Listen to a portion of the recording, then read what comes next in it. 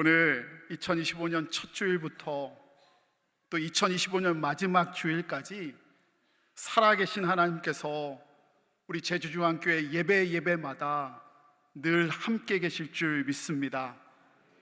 올해 표어의 말씀처럼 말씀으로 우리를 시간 새롭게 해 주실 줄 믿습니다. 오늘부터 저는 사랑하는 여러분들과 함께 선한 목자여 이끄소서라는 주제로 시편 23편의 말씀을 함께 나누고자 합니다. 여러분, 시편 23편은 오랜 시간 여러 장소에서 많은 이들에게 큰 감동을 주며 사랑받은 말씀입니다. 그 유명한 철학자 임마누엘 칸트도 내가 지금까지 읽었던 모든 책 중에서 시편 23편으로 가장 큰 위로를 받았다라고 고백했고요, 설교의 대가 스펄전도 시편 23편이 시편의 진주라 고백했습니다. 저는요, 새해 첫 말씀으로 하나님께서 우리 교회에 시편 23편의 말씀을 친히 허락하셨다 믿습니다. 우리에게도 크신 위로와 마르지 않는 은혜를 허락해 주실 줄 믿습니다. 자, 그런 의미로 1절을 나누는데요, 오늘 1절의 말씀 다시 한번 한 목소리로 함께 읽기를 원합니다. 함께 읽습니다. 여호와는 나의 목자시니 내가 부족함이 없으리로다. 아멘.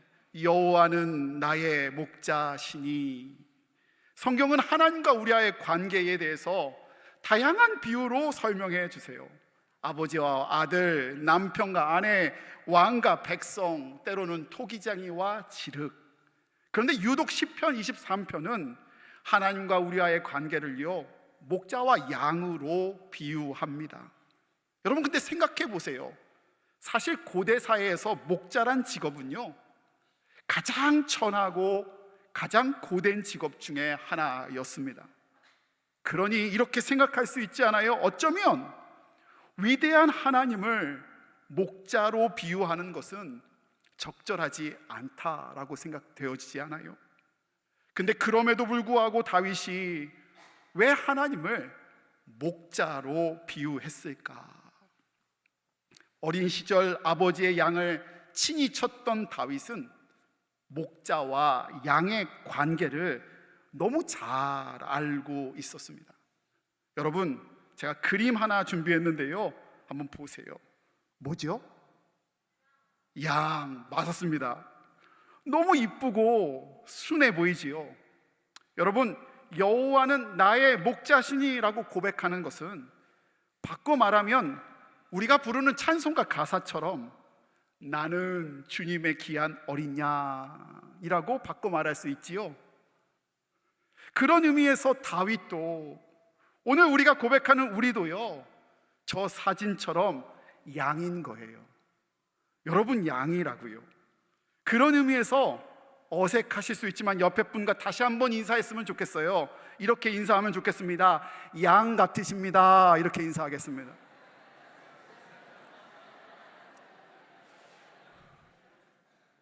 제가 지금 표정을 유심히 다 봤는데요, 어떤 분은 엄청 부끄러워하시고 어떤 분은 되게 쑥스러워하시고요, 미안해 하시는 분도 표정을 봤어요. 근데 만약 부끄러웠다면, 미안하셨다면 제가 지금부터 들려줄 양에 대한 이야기를 한번 잘 들어보세요. 양은 첫째로요, 시력이 엄청 나쁘답니다. 그래서 심각한 근시연이어서 앞을 잘 못 본대요. 그러면 우리는 웅덩이를 만나면, 장애물을 만나면 보고 피해가면 되는데요, 양은 시력이 나빠서 피하지 못하고 웅덩이를 만날 때마다, 장애물을 만날 때마다 족족이 빠지고 족족이 걸려 넘어진대요. 아이고, 그게 양이에요. 또 양은요, 엄청 연약하답니다. 알다시피요, 몸에 공격의 도구가 하나도 없어요. 뿔이 나도요, 동글동글하게 말려가지고요, 이게 공격용으로 쓰기가 적당치 않아요. 그러니 자신을 스스로 보호하지 못할 뿐만 아니라 게다가 이 부분이 너무너무 와닿는데요, 다리가 짧고, 웃는 분 누구시죠? 다리가 짧고 약해서요, 맹수가 쫓아올 때면 다른 초식동물들은 잘 도망가는데 도망가지도 못하고요, 또 몸엔 털이 나서 둥글둥글해서 한번 넘어지면 다시 스스로 일어나지도 못한대요. 그게 양이에요. 세 번째, 양은요, 털이 희지만 오해하지 말래요. 깨끗하지는 않대요. 오히려 쉽게 더러워지고 위생적이지 못해. 곁에서 누군가가 관리를 안 해주면 그 병균들이 온몸에 털에 묻어 있어서 잔병 치레를 많이 할 수밖에 없는 게 바로 양이래요. 네 번째, 양은요, 그림처럼 온순해 보이기는 하지만 겉만 그렇게 보일 뿐 실은 엄청 이기적이고 욕심도 많답니다. 자기 먹이를 찾다가 자기 마음의 먹이의 마음에 팔려서 길을 잃는 양이 허다하답니다. 게다가요, 양은 방향 감각도 둔하답니다. 그래서 앞에 있는 게 숲인지 낭떠러진지 분간을 못해요. 그래서 여러분 중에도요, 성화 중에, 사진 중에 양이 낭떠러지에 혼자 올라가 있고 예수님이 팔을 뻗어서 낭떠러지에서 양을 구하는 모습을 보신 분도 계실 거예요. 이거 거의, 이게 유행가 가사죠. 네가 왜 거기서 나와, 이거 수준 아닙니까? 양이 왜 거기 있어요? 그 이유는요, 방향 감각이 없기 때문이래요. 마지막, 이건요, 제가 양 목장에 갔다가 직접 들은 이야기인데요, 양은요, 더우면 어떻게 해야 되죠? 더우면 떨어져 있어야 시원할 거 아니에요. 근데 얘네들은요, 더우면 더울수록 지들끼리 붙어 있는데요, 더우라고, 다른 사람 더우라고, 다른 사람이 아니죠, 다른 양 더우라고요. 그리고요, 반대로 오늘처럼 추운 날이면 붙어 있어야 되는 거 아닌가요? 그러면 붙어 있어야 되는데 붙어 있지 않고 이렇게 추운 날이면 일부러 다른 사람 추우라고 떨어져 있는데요, 여러분, 저 사진 언제 찍었을까요? 분명 여름에 찍었을 겁니다. 서로 더우라고요. 여러분 어떠세요? 막 여전히 부끄러우세요? 여전히 막 민망하세요? 양이십니다, 그 말이 너무너무 좋으세요? 어떤 의미에서 양 같다란 말은 기분 나쁘게 들릴 수도 있지만 솔직히 말해 말씀을 준비하면서 늘 근시한 쪽으로 살아가고 매일 연약해 넘어지고 시위 더러워져 악한 것에 오염돼 실족하고 또 욕망과 정욕을 쫓아 길을 잃고 헤매는 양의 모습에 정말 우리가 양 같구나 동의가 되더라고요. 제가 그런 의미에서 한마디로 양의 특징을 정의해 드릴게요. 양은요, 목자 없이는 살 수 없는 존재예요. 양으로 고백하는 우리는요, 목자 없이, 그분의 돌봄 없이는 단 한순간도 살아갈 수 없는 존재라는 거예요. 그런데 선한 목자는 그런 양을 알고 또 그런 양을 위해 밤낮 뜬 눈으로 양을 돌봐요. 때론 양을 지키기 위해 목숨을 걸고 맹수와 싸우기도 합니다. 이렇듯 다윗은 양과 목자의 관계를 잘 알아, 또 목자의 수고를 잘 알아 여호와가 나의 목자라고 고백할 수 있었던 거예요. 사랑하는 성도 여러분, 2025년 연약한 우리에게, 양과 같은 우리에게 여호와 하나님이 목자의 사랑과 수고를 베풀어 주시기를 소원합니다. 여기서 근데요, 빼놓지 말고 짚고 가야 할 중요한 것이 또 하나 있어요. 다윗이 하나님을 여호와라고 부르고 있다는 사실이에요. 여호와라는 이름은 구약 성경에 무려 6,800번 이상 등장하는 하나님의 가장 대표적인 이름입니다. 사실 저기 쓰여져 있는 히브리어는 여호와가 아니라 야훼예요. 그런데 하나님의 이름을 직접 부르는 것을 두려워했던 이스라엘 백성과 성서학자들은 직접 부르지 않기 위해 주님이란 뜻의 아도나이의 모음을 야에 섞어서 예호아라고 부르기 시작했고, 성서학자들은 번역하며 이를 여호와라고 기록하기 시작된 거예요. 그러니까 같은 뜻이에요. 출애굽기 3장에서 하나님은 모세를 부르시며 자신의 이름을 모세에게 친히 알려주셨는데요, 그때 하나님이 친히 알려주신 이름이 바로 여호와입니다. 그 뜻은 무엇이냐? 나는 나다, 나는 스스로 있는 자다, 즉 자존하실 수 있는 분이심을 의미합니다. 여러분, 하나님은요, 누가 만들지 않아도 스스로 계실 수 있는 분이십니다. 저는 이게 참 중요하다고 생각해요. 하나님이 자존자 되시기 때문에 그때 아무도 없을 수 있는 시간인 태초에 스스로 계셔서 천지를 창조하실 수 있었던 겁니다. 만약에 누군가가 만들어줘야 한다면 태초의 시간에 있을 수 없지 않습니까? 게다가요, 하나님은 스스로 계시는 자존자이시기 때문에요, 지금도 시간과 공간을 초월하여 우리와 함께 살아 역사하실 수 있는 것이지요. 여러분, 이게 바로 여호와란 이름의 의미예요. 그래서 여호와란 이름은 하나님이 창조주 되심, 그리고 하나님의 성실하심을 깊게 관련되어 사용됩니다. 그런데 미국에 있을 때요, 충격적인 조사를 하나 보게 되었어요.